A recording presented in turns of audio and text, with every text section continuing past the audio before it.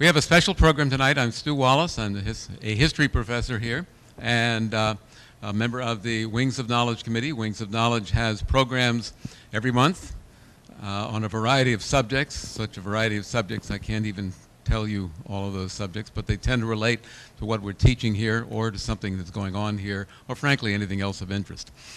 Tonight's presentation is going to be a lot of fun because we are fortunate to have from down below Ken Gloss, who is the owner, longtime owner, and before that, worker in the Brattle Street bookstore, which isn't on Brattle Street, by the way, because Brattle Street isn't there anymore, sorry.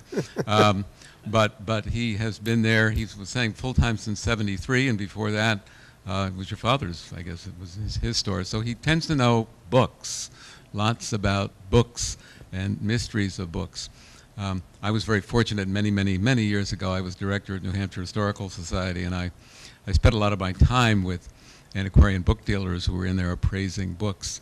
And I had a tendency to poo-poo their work and say, yeah, you know, they don't know what they're doing.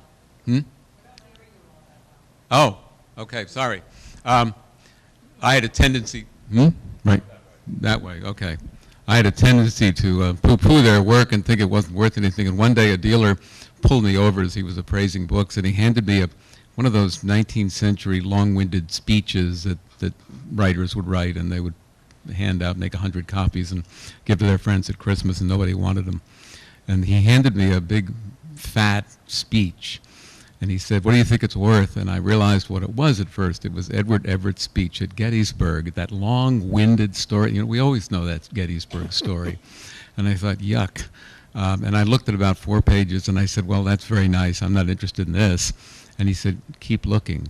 And so I looked some more, and I realized how long-winded the speech was. It must have lasted longer than the battle. And I kept looking and looking and looking, and I was ready to stop, and he said, keep looking.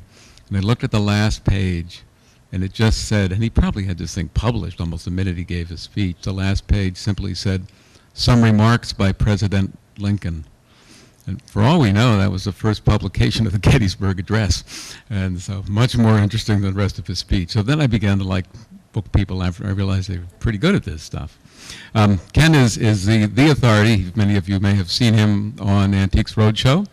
And the way we're going to do this tonight, I'll turn it over to Ken. He'll have a formal program, open it up to some Q&A. If you have questions, I'd appreciate it if you would let me get to you with the microphone, but he will also repeat the questions. And then after this more formal presentation, he'll allow folks to bring a few books up to have him take a look at them. I noticed some of you brought your books in. That's good. This is good. So I'd also like for you to sign an attendance sheet. We have a tendency to want to know who's coming to our programs. Don't worry, you won't get junk mail from us. So I appreciate this very much. And without further ado, I'll turn this over to Ken. Thank you. What I do in a talk, the talk will last 45 minutes to an hour. First half hour, I'll talk about what is an old book, first editions. I'll give a little bit more of my background history, show off a few of the things that I brought, tell some stories, anecdotes of people, places, books I've seen. And then what I'd like to do is question and answer for the next 10 or 15 minutes, because I can go on and on and on and on about old books, and at least with question and answer, I can go on about what you want to listen to. The last minute or two of the talk, I will appraise 1 or 2 books from the audience to the whole audience in detail. After that, I'll end the formal part of the talk, so anyone who wants to go can go. But I'll stay, I'll answer any and all questions, I'll do all the appraisals. I'll just do them much more quickly so we can get out of here tonight. I guess the first thing that comes up when you talk about old books is what is an old book? And usually people mean by that, what's a valuable old book? Well, the first printed book was in 1456, the Gutenberg Bible. And if any of you have a Gutenberg Bible, let me assure you that it's valuable. Matter of fact, last time one really sold, half of it sold for $5.5 million. Single pages sell between $50,000 and $100,000 on average, and some even more. But anything in the 1400s has value. Some more than others, but anything in the 1400s. After that, it depends on what the book is. You can have a book printed in the 1500s that was a relatively dull and an interesting book then, and it's still a relatively dull and an interesting book now, and nobody cares or will pay very much for it. On the other hand, you can have relatively recent books. The first edition of the first Harry Potter book in London, it's not that old, but it will sell for $30,000 or $40,000. So it's what people are looking for. And almost any type of book you can think of. I get loads of people also who come to me and say, I have an old book and I know it's an old book, and the way I know it's old is the pages are all brown and crumbling. Well, I point out that's more lousy paper than it is how old the book is. And matter of fact, I have a book here, a page from a book. It's not terribly fragile. The paper's white, the ink's black. It's one of the first books done with illustrations. It's printed in the 1490s, so this page is a little over 500 years old. And I'll pass this around and you can see it. And you sort of say to yourself, if they could make books like that then, why don't they do it now? Well, there was a big disadvantage to a book like that. First of all, in the 1490s, you had to be quite wealthy to get an education, to learn how to read. You had to be almost nobility to be able to afford to buy a book like that. Nowadays, maybe books aren't quite as well made, but they're at a price that can be distributed in the millions. And the real value of books is the knowledge in the books and the dissemination of that knowledge, and I think it's a very good trade-off. Inevitably, whenever you talk about book collecting, somebody will say, I have a first edition. How much is it worth? And I point out that most books never came out in a second edition, probably never should have come out in a first edition. Nobody wants them, cares about them, or would pay anything whatsoever. A book has to be historically, scientifically, literarily, or for some other reason important that there are a group of collectors out there who want it. And usually when you think of first editions, you think of literature. Dickens, Twain, Faulkner, Fitzgerald, Hemingway, and so on. And even within that, there are a lot of things that make a big difference in the price. The condition being one of the most important. The paper dust jacket on a 20th century book can make all the difference in the world. My father had a copy of William Faulkner's second book called Mosquitoes. Absolutely pristine, as if someone took it from the publisher, sealed it away. At the time he had it, he sold it within a week for $750. At the exact same time, another book dealer in New England had the same book, Mosquitoes, Faulkner, first edition, but it didn't have the paper jacket. It had a few tiny little nicks and bumps on it. Nothing terrible. It took them a year to sell it at $40. Because a lot of collecting is prestige. It's being able to say, look what I have. I have the best. I have the most wonderful. Essentially, I have what you don't have, and people who can afford it will pay absolute top price for the very, very best, but might not consider spending anything at all for something even slightly less. Other things that can affect the value, signed by the author. Well, once again, if the author's unknown, unheard of, the fact that it's signed doesn't mean that much. Maybe one of your relatives wrote a book of poetry, had 50 copies, signed it, gave it to family members. Might mean an awful lot to your family, but it doesn't add much to the value. On the other hand, if it's signed by someone famous, that could add lots of value. Maybe Ernest Hemingway, that hundreds, even thousands of dollars to the value.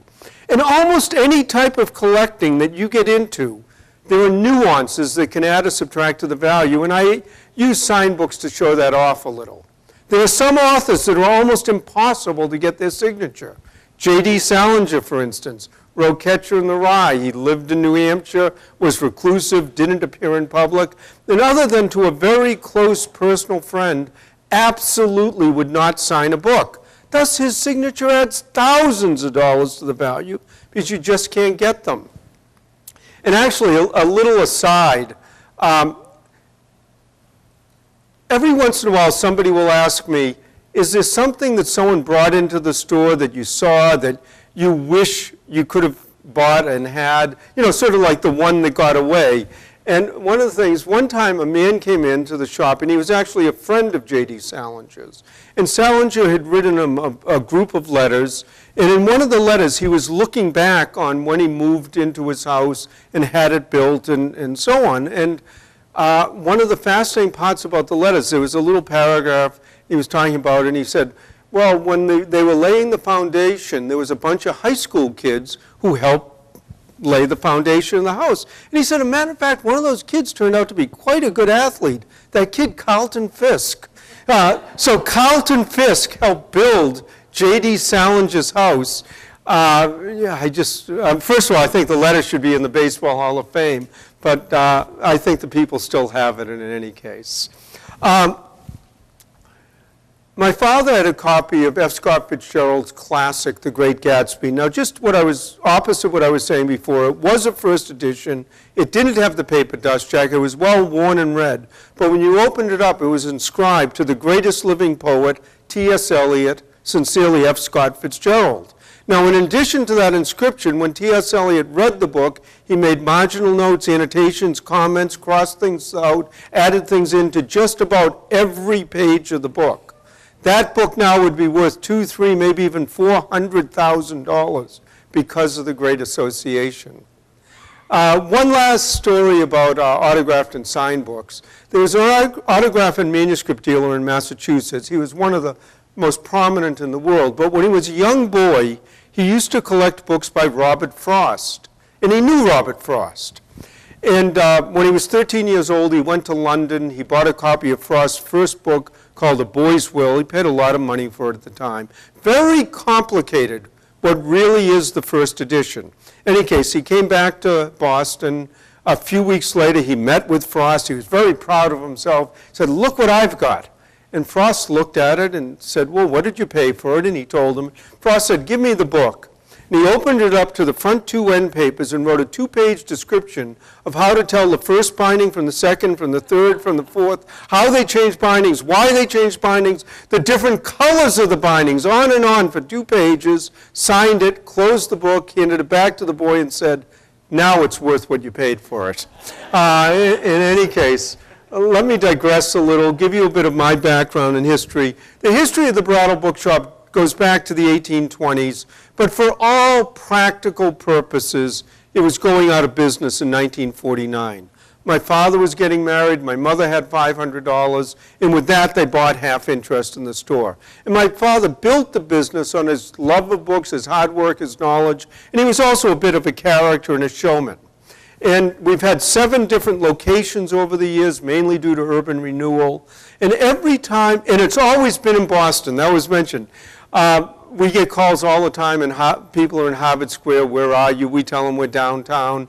When my father bought the store, there was a little side street in what was Scully Square called Brattle Street. To make it even more confusing, the street doesn't exist anymore. It's where Boston City Hall Plaza is now. And like I say, every time my father would move the store when it was planned, he would move the best books to the new location, then he'd run sales. Half-price dollar, 50-cent, quarter, dime. Last day of the sale, though, everything was free. And he would literally have hundreds of people line up with bags, packs, satchels, whatever, ring a big bell, the people would go charging into the store, grab whatever they could grab. 5 minutes later, he'd ring the bell again, that group would leave, the next group would come in, and he gave away over 250,000 books that way. Now, the last time he did this was in 1969, and we were moving from the end of Washington Street to West Street, where we are now. And at the end of the giveaway, there were books left over. Now, like I say, my father was a bit of a character and a showman, if you can sort of picture this. He hired a covered wagon with a cowboy and a horse team, and on the cover of the covered wagon it said, "Go West, book lovers, go 5 West Street, Brattle Bookshop." They filled it up with books. They drove it from the end of Washington Street near Boston City Hall, up Court Street, down Tremont by the Boston Common to where West Street is, and then back down Washington Street with my father sitting in back, throwing books out the whole way. Now, the superintendent in charge of traffic was a friend of his, told him he could do it all morning, but within an hour, the city was in an absolute standstill. They told him to stop. He didn't care. He'd gotten his point across. And we've been on West Street since then. When we first moved in, we were in a 150-year-old, 5-story wooden building, absolutely crammed full of books. In February of 1980, I got a call at 4 o'clock in the morning, building was on fire, and it literally burnt to the ground. I mean, it was 100% gone. But we wanted to continue, not go out of business, keep the store going. We found a storefront a few doors up the street. We rented folding tables. People either sold, gave us, donated books. Kevin White, who was the mayor at the time, came down with a carload of books. And even though it was a meager stock, within a month we reopened. Over the next 4 years, we slowly but surely rebuilt the stock. 4 years after that, we bought the building we're in now, which is, again, a few doors down on West Street. And it's sort of the old Dickensian type of store. Outside stands at a